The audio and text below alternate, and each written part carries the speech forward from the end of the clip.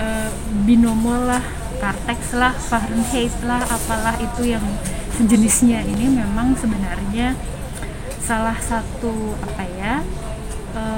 hal yang tidak terhindarkan di masa digitalisasi, kemudian berkembangnya teknologi, kemudian juga praktik usaha, praktik termasuk di pasar keuangan, termasuk investasi yang sudah semakin mengglobal sebenarnya, binary option lah, robot trading lah. Cuman memang yang paling utama di sini menurut saya adalah masalah edukasi. Edukasi ini yang menjadi PR besar bagi otoritas sebenarnya, baik nanti Bapepti lah kalau kita ngomongin komoditas, kemudian mungkin juga nanti meluas kepada OJK lah, segala macam, semua otoritas.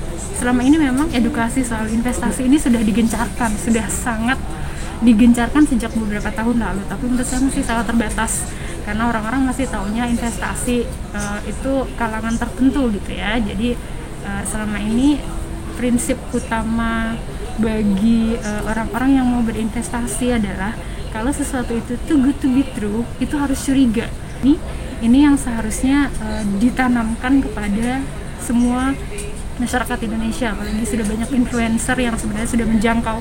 Jadi akhirnya influencer ini bisa dimanfaatkan untuk kebaikan, benar-benar mengedukasi ya, bukan justru dimanfaatkan oleh orang-orang melalui platform-platform yang seperti ini untuk mencari keuntungan yang sebesar-besarnya dari orang-orang Indonesia yang sebenarnya mungkin belum mendapatkan edukasi soal investasi yang cukup gitu.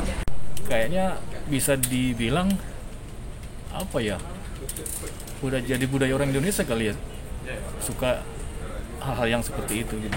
Karena di luar negeri sih jarang ada yang seperti ini.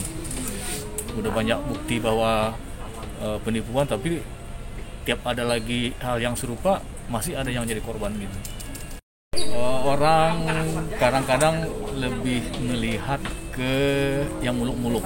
Jadi orang-orang yang sukses, yang mengajak itu biasanya mereka tampil di sosmed dengan kemewahan. Nah itu biasanya yang pengen dikejar oleh orang-orang ini. Mereka pengen punya mobil mewah, punya apa kayak para crazy rich itu. Nah sebetulnya yang seperti kan banyak, tapi kan yang paling banyak yang ikut kan yang ada tokoh-tokoh tertentu yang tampil dengan pencitraan bahwa dia kaya gitu kan. Nah itu biasanya yang membuat orang tertarik, sehingga mereka itu seakan-akan punya sosok yang bisa membuktikan bahwa ini berhasil gitu. Itu biasanya yang menjadi penguat mereka ikut, dibandingkan kalau misalnya hanya dari mulut ke mulut gitu biasanya. Terus kenapa orang sampai mau tertarik sesuatu yang instan? Segala sesuatu yang instan tuh orang lebih suka daripada bekerja dari nol gitu lah. Karena memang secara naluri manusia seperti itu. Orang selalu pengen sesuatu yang tanpa bekerja. Jadi orang maunya itu yang tanpa usaha tapi dapat sesuatu gitu. Itu yang membuat praktek-praktek seperti ini selalu banyak yang ikut, meskipun sudah banyak yang terbukti melanggar hukum gitu. Jadi orang hanya ingin mendapatkan sesuatu tanpa harus berusaha, karena ya tadi mereka melihat ada orang yang sukses dengan cara seperti itu gitu. Mereka pikir mereka juga bisa, padahal kan ternyata sekarang baru ketahuan ternyata itu semuanya penipuan kan gitu. Ya, jadi pertanyaannya kenapa orang suka sesuatu yang instan? Ini sebetulnya mungkin insting manusia ya. Manusia itu kan ingin yang paling nyaman, paling cepat, paling tidak merepotkan. Makanya kemudian ketika ada opsi daripada yang berbelit-belit panjang urusannya, tapi kemudian ada yang instan, orang pasti sudah pasti pilih yang instan. Jadi kalau menurut saya sih itu lebih ke naluri manusia ya. Cari yang paling gampang, cari yang paling tidak merepotkan, cari yang paling cepat. penting bagi kita untuk tetap kritis terkait dengan hal ini. Kita perlu untuk memilah-milah di mana kita harus berinvestasi, kita perlu teredukasi dengan baik karena memang jumlah yang apalagi kalau jumlah investasinya tidak sedikit begitu ya, cukup besar. Jadi bagi saya perlu bagi kita untuk memulai berinvestasi, tapi harus sekali lagi jeli, melihat mana yang benar, mana yang benar-benar terdaftar di OJK, mana yang tidak bermasalah. Dan tentunya dari situ tidak cuma sampai di situ saja, perlu bagi kita juga untuk belajar lebih lagi. Kita harus mengenal lebih dalam lagi terkait dengan produk yang ditawarkan ini gitu. Seperti aplikasi-aplikasi yang sekarang marak, ternyata banyak juga yang bermasalah atau ilegal. Pastikan jangan sampai kita terjerumus di sana, dan pastikan sekali lagi kita teredukasi dengan baik terkait dengan bagaimana cara berinvestasi yang benar. Kakak Ando, kenapa sih orang segala sesuatu mau yang instan sih? Nah itu dia, karena memang di masa pandemi ini, kita generasi sekarang ini kita selalu berpikir untuk bagaimana cara kita bisa mendapatkan uang atau mendapatkan pendapatan lebih lagi. Nah, memang perlu kita memikirkan hal itu, tapi jangan sampai terjebak di cara-cara yang instan yang akhirnya akan membawa kita ke jurang seperti itu. Jadi bagi saya adalah penting bagi kita sekali lagi untuk memilah di mana kita bisa menginvestasikan uang kita atau di mana kita bisa mendapatkan uang dengan cara yang lebih baik lagi.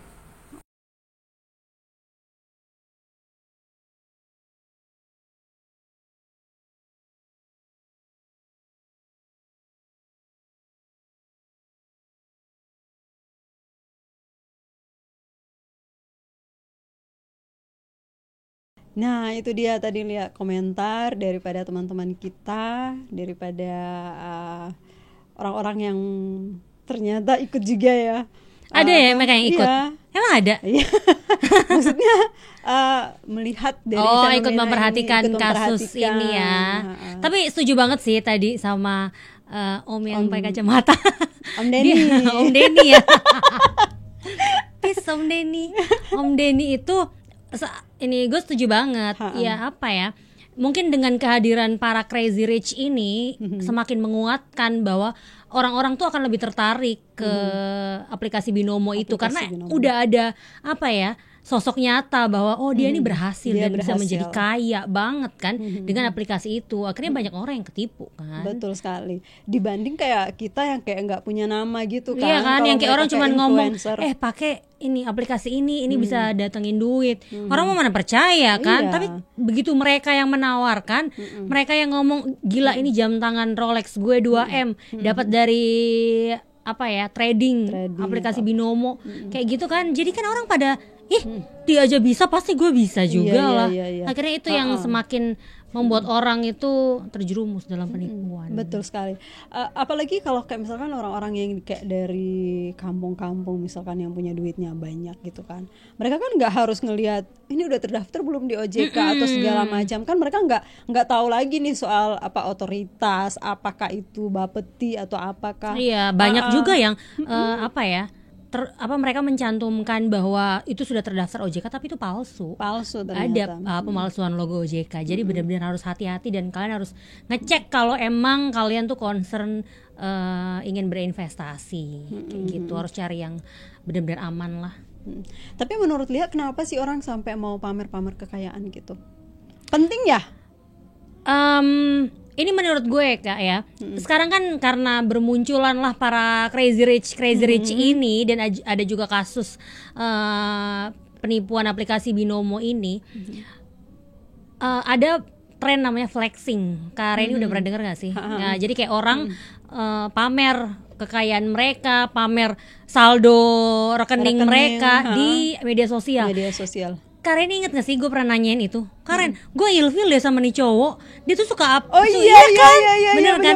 Padahal belum ada kasus ini kan? Belum. Gue nanya kan ke Karen di ruangan ini juga. Gue bilang, Kak gue ilfil deh sama ada satu teman gue. Nah dia tuh suka banget update di story-nya dia. Pendapatan dia. Jadi saldo rekening dia di capture, ditaruh di Instastory. Ya nggak semua sih, cuman kayak agak di yang jumlahnya gede gitu. Agak di tutup-tutupin, tapi kita bisa tahu lah ya kayak 3 digit gitu. 3 digit. Dia kayak ngomong, oh lumayan ini untuk liburan akhir tahun, lumayan ini. Terus Iya, ya iya, gue iya. nanya kan, gue ilfeel banget. Apalagi dia cowok kan, kayak ngapain sih orang harus menunjukkan kayak gitu? Kayak istilahnya aja dulu, nggak harus kekayaan ya. Lo pinter tuh nggak perlu lo Nggak berkoar-koar kalau perlu. wah gue pinter, gue orangnya ini kayak gini, nggak perlu. Cukup dengan ya lo menunjukkan lo pinter dan orang akan bilang sendiri, kan orang akan mengakui sendiri bahwa lo pinter. Begitupun juga dengan kekayaan kan. Yang gue baca dari artikel ya, dengan adanya tren flexing ini, ada psikolog yang ngomong kalau mereka tuh sebenarnya nutupin insecurity mereka. Oke. Jadi kayak ya mereka tuh sebenarnya insecure. Jadi mereka menampilkan sesuatu yang mereka punya kelebihan untuk menutupi rasa tidak percaya Rasa diri tidak itu. percaya diri, Jadi akhirnya ketutup dan orang tuh nggak ngelihat bahwa oh mereka ini punya kekurangan, tapi malah mereka fokusnya tuh kayak gila nih orang nih kaya banget. iya. Punya rumah 30M, punya jam tangan 2M itu dibuang-buang kayak bagi-bagiin uang di jalan. Orang pasti akan lihat itunya doang kayak gila orang nih hidupnya enak banget. Karena setuju nggak sama orang yang suka pamer-pamer gitu di medsos? Iya sih, maksudnya kalau menurut gue juga kayak mereka tuh kurang kepercayaan diri gitu untuk menunjukkan ini gue yang sebenarnya tanpa harus menunjukkan kekayaan, tanpa harus menunjukkan seperti apa. Ya kan banyak orang kan yang pura-pura bahagia kan banyak banget. Dan ya medsos kan? juga kayaknya Medsos nggak ada deh mendukung. yang nunjukin dia nangis-nangis atau dia sedih, dia kalau berani ini dong nunjukin saldo 0 rupiah gitu kayaknya nggak ada deh. Iya kan? Orang pasti akan bakalan nunjukin yang dihujat bagus-bagus. gitu kan. Jadi ya kita balik lagi ke apa sih? Kenapa sih mereka sampai suka untuk memamerkan harta kekayaan? Ya kita pikir ya, kalau gue sih mikirnya kayak iya sih betul dari adanya influencer seperti Indra Kents, Dodi Salmanan dan lain sebagainya. Ya udah karena mereka itu kan orang-orang yang cukup dengan follower yang banyak ya, mau di YouTube atau Instagram atau apapun juga. Karena mereka punya follower yang banyak, jadi ya diajakin gitu-gitu kan pada akhirnya orang juga oh iya ya, kayak gue perlu ikut deh yang kayak gini-gini. Terus gue juga mau pamer juga deh kekayaan gue setelah gue juga ikut ini ya. Setelah mereka menunjukin itu kan akhirnya jadi banyak orang nih, oh ternyata dia juga ngikut kayak gitu, bisa gitu loh. Dan gue juga melihat kalau mereka tuh kan awalnya dari daerah kan. Kan Indra Kents itu kan Crazy Rich Medan. Doni Salmanan itu kalau nggak salah Bandung. Surabaya apa Bandung? Surabaya Pak. Bandung kan? Bandung. Terus ada lagi Crazy Rich Malang, iya kan? Kayak mereka tuh sebenarnya dari daerah. Kenapa mereka tuh bisa dikenal? Maksudnya bener-bener kayak membooming banget dan orang semua tahu. Menurut gue tuh karena mereka tuh selain pamer kekayaan, mereka tuh juga nebeng nama mereka suka ini jalan sama artis gitu kan, atau ngadain pokoknya mereka tuh suka, menurut gue kayak mereka deketin artis, jalan sama artis, temenan sama artis. Jadi even artis itu nggak sekaya mereka, tapi kan dengan nama besar artis ini akhirnya mendompleng mereka. Oh, akhirnya orang semua tuh tahu bahwa oh, ini orang nih kaya juga loh, bahkan lebih kaya daripada artis gitu kan. Cuman ya mereka karena sering jalan sama artis, akhirnya nama artis ini membantu mereka untuk mereka juga terkenal juga. Iya, menjadi salah satu influencer juga. Padahal sih sebenarnya mereka bukan apa-apa juga ya. Ya kalau misalnya punya prestasi, ya menurut gue ada beberapa yang memang mereka punya bisnis atau ini, menurut gue hal yang positif aja. Cuman kan di sini kan kita bahas kalau memang flexing itu tren itu yang sekarang lagi booming ya, suka pamer harta di media sosial yang akhirnya buntut-buntutnya kan pasti ya itu tadi, ada dugaan penipuan, di penjara akhirnya. Akhirnya kan orang yang masyarakat bawah yang ini yang dirugikan, yang dampaknya ke mereka. Ada kan bawah. Tim kita yang ini temennya ya ngikut aplikasi Binomo juga sampai akhirnya berhutang banyak. Karena ini nggak sih aplikasi trading yang investasi bodong itu kan biasanya mereka ya kalau awal baru join di ini nih kayak bakar duit gitu lah ya. Iya, kayak banyak banget gitu. ini gue nggak tahu bener apa enggak karena gue belum tahu ya, belum coba juga. Kayak misalnya dikasih 10, misalnya kita masukin 10.000, investasi 10.000, bisa 1 minggu 100.000, 200.000, bahkan lebih dari itu. Itu kan yang membuat orang kayak, wah gila, gue masukin aja sebanyak-banyaknya. Begitu masuk sebanyak-banyaknya, hilang. Atau aplikasinya nggak bisa dibuka, iya kan? Ada juga pengalaman pribadi ya, kita nggak bisa ngomong itu salah atau ya pastinya salah, cuman kan balik lagi bahwa kenapa orang tuh bisa berulang kali tertipu dengan hal kayak gitu. Menurut Karen kenapa? Sebentar, sebelum gue jawab yang itu, gue mau jawab dulu nih kenapa kayak tadi yang Lia jelasin soal awalnya dia masukin 10.000, terus akhirnya karena awalnya kan 10.000, akhirnya dapat banyak nih, dia dapat kayak misalnya dari 10.000 dapat 100.000, habis itu dari 100.000 dapat 1 juta lah ya misalkan, akhirnya jadi ketagihan tuh, dari ketagihan masukin terus. Tau nggak sebenarnya itu menjadi salah satu trik ketagihan, salah satu trik penipuan dari aplikasi-aplikasi itu. Kayak gimana? Jadi ya, masukin 10.000 dapat untungnya 100.000 gitu. Jadi mereka itu menawarkan imbalan yang besar buat kita. Gitu. Jadi kalau ada sesuatu ataupun hal-hal yang imbalannya di luar nalar, nggak harus kita hati-hati, harus itu penipuan. harus dicurigai itu. Kenapa? Jadi itu menjadi salah satu trik dari mereka. Saat kita masukin kayak dikit dikasih banyak banget, itu kita udah harus curiga tuh di situ. Ya sama kayak Karen ngomong, itu namanya skema Ponzi nggak sih? Ya koreksi sekali. Aja kalau salah ya. Kayak ya orang pertama itu ya akan dapat untung paling besar. Jadi mereka yang nantinya akan nyari orang-orang lagi. Kayak gitu kan? Iya betul. Jadi kayak semacam piramida gitu. Jadi dia mengerucut ke atas gitu. Jadi orang-orang pertama ini yang bakalan kayak nyari-nyari lagi, kayak Indra Kents sama Doni Salmanan itu kan jadi orang-orang pertama yang bakalan nyari lagi orang-orang di bawah. Nah setelah mereka dapat untung, ya udah yang di bawah nunggu terus nih, di mana jatah gue, dapat atau gitu. Enggak nih gue gitu. Kalau nggak dapat ya mampus. Iya kan. Bahkan yang lebih kasihan ya orang-orang yang di bawah ini kan, mereka investnya tuh karena mikir oke, untungnya gue dapet nih pasti gede nih, jadi udahlah gue invest kalian aja banyak. Ada yang sampai jual rumah, jual sertifikat tanah, karena mereka tuh udah ekspektasinya tuh kayak udah, oh gue pasti dapatnya 2M lah, apa kayak pokoknya ber-MM lah, ember lah kayaknya tuh ya duitnya. Ini maksudnya tuh kayak prihatin gitu kan, karena betul. Pada akhirnya adalah orang-orangnya ataupun masyarakat bawah ini yang akan menderita. Gitu betul kan. Sekali. Iya, jadi berdampaknya itu kepada masyarakat bawah yang nggak ngerti ternyata mereka itu pakai skema ini loh. Sebenarnya ini sih apa ya?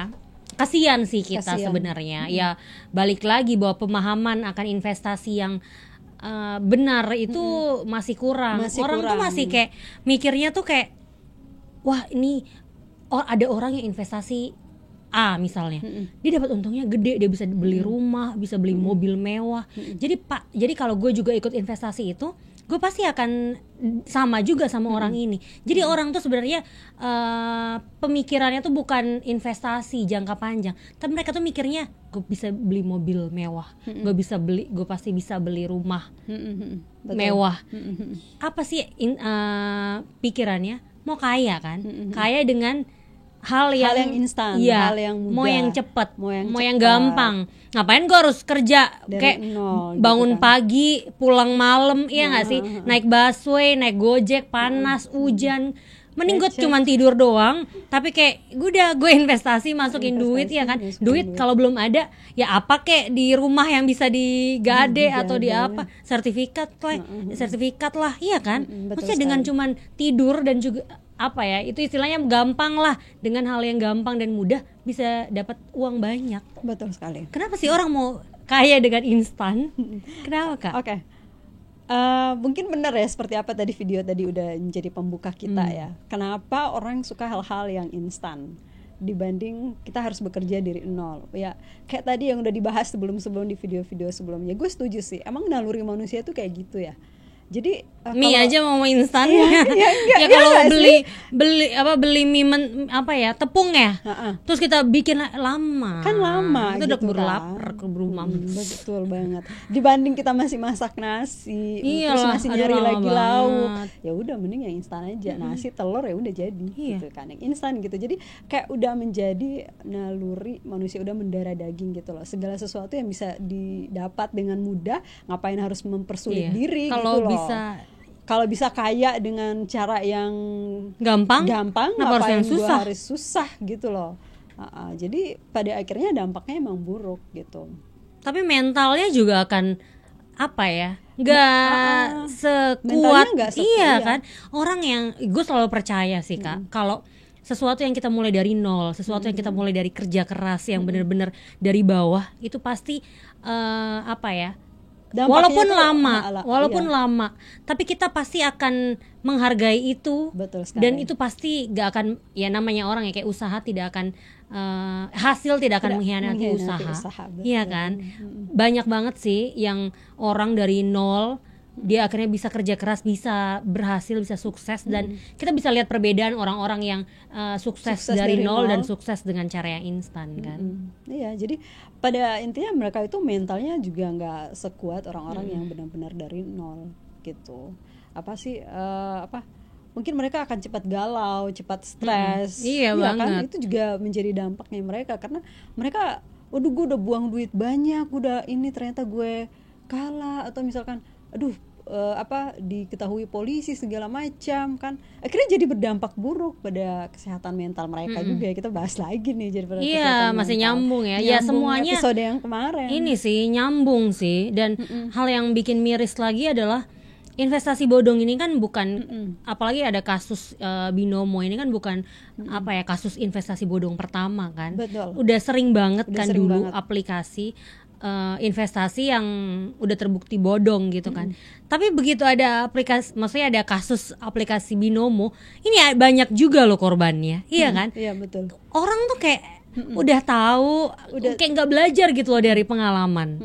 Iya kan? Iya, meskipun pengalaman orang tapi kayak nggak dijadiin pengalaman untuk Iya. diri sendiri gitu loh. Masih aja ada korbannya. Pasti banyak banget korbannya. Dan juga apa sih namanya barang bukti yang didapatkan polisi juga gila banget Iya kan? gitu loh. Kenapa orang Indonesia tuh nggak bisa belajar hal-hal itu, nggak tahu kenapa ya, itu yang masih menjadi Ya mungkin itu misteri kali ya apa tuntutan ekonomi. Tuntutan Kayak ekonomi sekarang bisa tuh orang juga. lebih mikir, pokoknya gue maunya uang. Iya kan? Iya. Orang bisa berbuat berbagai macam cara untuk mendapatkan uang. Mau ya kalau misalnya mereka mikir mungkin investasi cara yang halal ya. Kalau orang udah gelap mata mah, wah gue harus ngidupin keluarga gue harus nafkahin anak istri gue ataupun keluarga gue, orang tua gue. Bisa maling lah, bisa bisa ngerampok ataupun segala hal gitu loh. Kayak ada kasus kan Kak, gue lihat di TV kayaknya. Tapi gue lupa deh itu di mana. Kayak orang nyuri handphone buat anaknya. Karena anaknya tuh nggak punya handphone dan dia harus belajar online. Iya, betul. Jadi kayak apa ya dari situ tuh sebenarnya contoh kecil kan bahwa masalah ekonomi itu masih jadi masalah utama kan betul di kita. Jadi berbagai macam cara dikerahkan untuk ya bisa bisa mendapatkan ekonomi Bisa yang mendapatkan baik. ekonomi yang baik. Sebenarnya ada sisi di mana kita tuh kasihan banget ya karena kan tuntutan ekonomi ini gara-gara sekolah sekolah online, orang tua yang nggak punya duit sama sekali akhirnya harus mencuri untuk anaknya gitu. Sebenarnya kita kasihan sih, tapi seharusnya dengan cara yang lebih terhormat gitu ya. Tapi kita juga nggak bisa sebenarnya untuk memberikan menjudge ya, karena balik atau lagi juga- bahwa di balik satu perbuatan pasti ada alasannya. Ada Walaupun memang alasan. perbuatan yang negatif kita nggak boleh menjadikan alasan itu sebagai pembenaran atas Pembenaran, perbuatan kita kalau itu berakibat buruk sama bagi orang lain. Cuman kan ya ada beberapa hal yang memang miris sih sebenarnya di Indonesia ini. Kita balik lagi ke investasi. Kenapa tadi orang masih sering tertipu? Dan kenapa pemerintah kita kurang aware? Menurut dia gimana? Apakah pemerintah kita udah aware sama hal-hal kayak gini atau gimana? Pemerintah kita juga apa kurang belajar kah? Atau cuma masyarakat kita aja yang kurang belajar dari pengalaman yang ada kah? Atau seperti apa sih kalau menurut pendapat Lia? Sebenarnya aturan-aturannya sih ini sih udah jelas sih. Karena kan kayak itu kan dari luar kan. Sebenarnya di luar negeri itu legal kan? Betul. Iya kan? Mungkin ini sih lebih ke orang tuh belum tahu gimana cara yang benar berinvestasi. Kayak gitu. Tapi kalau aturan-aturan sih menurut gue sih udah sebenarnya udah jelas sih. Masing-masing dalam berinvestasi ya itu tuh udah menurut gue aturan-aturannya udah jelas. Cuman mungkin lebih ke orang-orang, ke manusia kembali ke kita lagi masyarakatnya. Oke. Yang harus tahu bahwa aplikasi-aplikasi mana nih yang memang benar-benar sudah dilindungi OJK atau kalau yang ilegal mah nanti kan kalau mereka yang jadi korban siapa yang mau tanggung jawab? Iya kan? Betul. Tapi kalau menurut gue sih menjadi PR buat pemerintah adalah kurangnya sosialisasi kalau menurut gue sih. Gimana? Iya, maksudnya kayak perlu otoritas-otoritas itu untuk lebih sosialisasi kepada masyarakat bahwa ada nih ternyata ini ada aplikasi atau semacam investasi ini tuh buruk untuk kalian. Bagaimana sih caranya mereka itu menyampaikan kepada masyarakat hingga lapisan paling bawah, hingga masyarakat desa misalkan. Jadi kan masyarakat desa itu kan kadang-kadang mereka itu belajar daripada influencer, bukan belajar daripada pemerintah kita. Maksudnya kan kadang susah nih bagaimana cara pemerintah itu masuk. Nah di situ harusnya pemerintah masuk di situ. Jangan sampai mereka ngelihat di media sosial influencer ini kayak, kok ada investasi baru nih, kayaknya bagus nih. Terus orang ini coba dicek lagi deh, dia ini kayak gimana. Wah ternyata dia itu kaya banget. Oh berarti udah gue percaya aja sama dia nih. Sebenarnya di situ menjadi tugas pemerintah juga untuk masuk di situ. Entah bagaimana caranya. Sebenarnya kita juga nggak bisa ngejudge pemerintah karena tugasnya juga mungkin udah banyak banget ya. Tapi itu menjadi kalau catatan gue sendiri ya, koreksi kalau gue salah, sorry. Menjadi tugas pemerintah juga bagaimana mensosialisasikan langsung kepada masyarakat supaya jangan sampai masyarakat kita itu tertipu oleh para influencer atau orang-orang ternama. Kan juga kan kita lihat artis-artis kita yang ternama juga kadang-kadang kan bisa salah juga. Iya, maksudnya demi duit juga. Kayak kemarin kan Doni Salmanan juga kan ngasih ke shower beberapa artis YouTuber juga kan. Jadi kayak mereka itu ngomong dikit soal konten mereka, nanti diselipin sama iklan Binomo dan lain dan karena udah ada gitu saweran, udah ada uang yang ini ya. Mungkin awalnya artis-artis ini nggak tahu kayak oh ya dia ngasih uang. Ada beberapa tujuannya yang bagus kan, baik. Doni Salmanan itu kayaknya Indra Kents ya. Indra Kents pernah beli Rolexnya siapa? Apa sih YouTuber juga? Iya, itu lupa namanya siapa. Dia beli Rolex itu untuk disumbangkan ke korban bencana. Sebenarnya itu bagus, cuman kan uangnya itu kan ya bermasalah kan. Itu uang itu dari penipuan lah istilahnya. Jadi ya polisi sekarang lagi kasusnya masih terus berjalan dan polisi lagi mencari uang-uang yang uang-uang dari dugaan penipuan Binomo ini kemana aja nih masuk kemana aja gitu, lagi ditelusuri ya pokoknya buat teman-teman semua, satu hal yang kita pelajari dari kasus ini adalah jangan mau tertipu 2 kali. Iya, dan yang pasti intinya yang paling basic sih menurut gue, sesuatu yang instan itu tidak selalu baik. Betul. Semuanya itu butuh kerja keras, semuanya itu butuh usaha. Kalian tuh harus berdarah-darah istilahnya. Iya kan? Betul. Kita aja berdarah-darah. Followersnya tuh, subscribernya tuh masih dikit. Jadi tolong banget buat teman-teman. Please. Tetap ya, please. Ya. Jangan lupa subscribe. Please. Iya kan? Jangan lupa dukung kita terus. Karena kita juga mulai dari nol. Iya. Kita nggak beli subscriber loh. Karena kita nggak punya duit. nggak punya duit dan kita juga mau berusaha nih kayak tadi yang udah Lia sampein, kita mau berdarah-darah nih dari nol gitu loh. Kita kerja ya dari pagi terus malam disuruh tag podcast. Itu curhat sih, curhat nih, nggak terima tim kita. Tapi itulah maksudnya intermezzo ya. Cuma balik lagi yang tadi kayak gue bilang, gue nekenin bahwa sesuatu yang instan itu tidak baik. Betul. Apapun pekerjaan kalian, berapapun usia kalian harus tahu dan kalian harus yakin bahwa usaha ataupun kerja keras yang susah banget itu pasti hasilnya akan lebih lama dan pasti akan sukses dan lebih nikmat dirasakan. Kayak uang dari hasil kerja keras sendiri tuh kayak aduh kok kayak nikmat banget. Gue beli es krim selalu tuh kayak aduh gila es krim enak banget. Ya gak sih? Kayak karena ini hasil kita lari-lari dari rumah ke kantor, naik busway, naik Gojek, kehujanan. Emang pernah naik busway? Sekali-sekali. Sekali-sekali. Gitu deh. Iya benar, apa yang disampaikan dia itu benar. Jadi gue menambahin satu mungkin ya. Apa sih memamerkan kekayaan itu sebenarnya baik juga ya. Baik tapi kalau gue nggak setuju sih. Tergantung ya. Mungkin gimana sih? Kalau kalian berpikir kalau itu baik, tapi apa ya? Yang penting dari hasil kerja keras kalian aja. Dari hasil dimana ini yang udah gue kumpulin. Ini loh kerja keras gue gitu. Gak apa-apa kalau sebagai kalau niatnya untuk sebagai apresiasi diri diri dan kayak, juga untuk memberikan apa sih motivasi buat orang lain. Mungkin itu sisi baiknya kalau kita mau pamer kekayaan. Tapi hati-hati juga. Tadi jangan sampai kena pajak. Bu Menkyu udah bilang, saya seneng banget loh kalau orang-orang pamer harta kekayaan di media sosial, tuh langsung datangin orang pajak. Awas. Jadi kayak orang-orang yang kaya lain langsung kayak, aduh ngapain gue ini pamer kekayaan di media sosial kan? Bentuk-bentuknya kayak gitu. Jadi intinya kita sih semuanya berharap yang terbaik aja ya, lihat. Semoga kasus ini cepat selesai.